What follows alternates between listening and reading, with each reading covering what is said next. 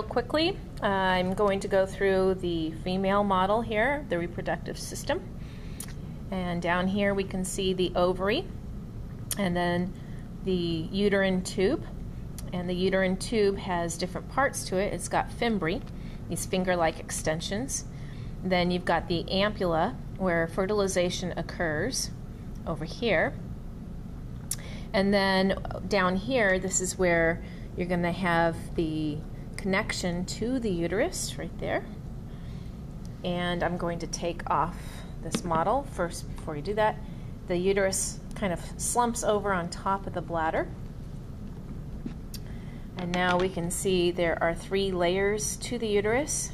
Remember, the most internal layer is the endometrium, and in lecture you will learn that that is comprised of 2 layers, the stratum basalis and stratum functionalis, and it's the stratum functionalis that is shed every month in menses.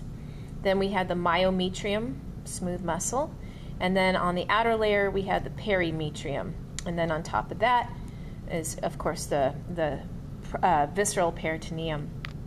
Again, we can see the bladder with the rugae, and here is the urethra.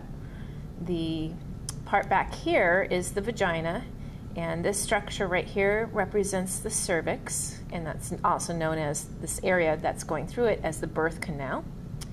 This extension of the vagina on either side of the cervix, this is the anterior fornix, and this is the posterior fornix. Then down here, of course, we have the orifice for the vagina. We have the urethral orifice, and then this is the clitoris.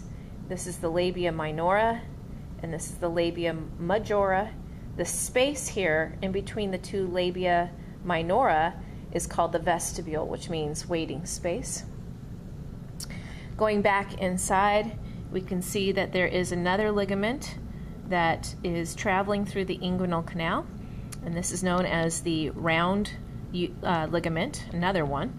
And this round ligament helps anchor the uterus literally into the labia majora. And let's see what else I can show you. This right here that is helping the ovary be anchored onto the uterus, this is called the ovarian stalk.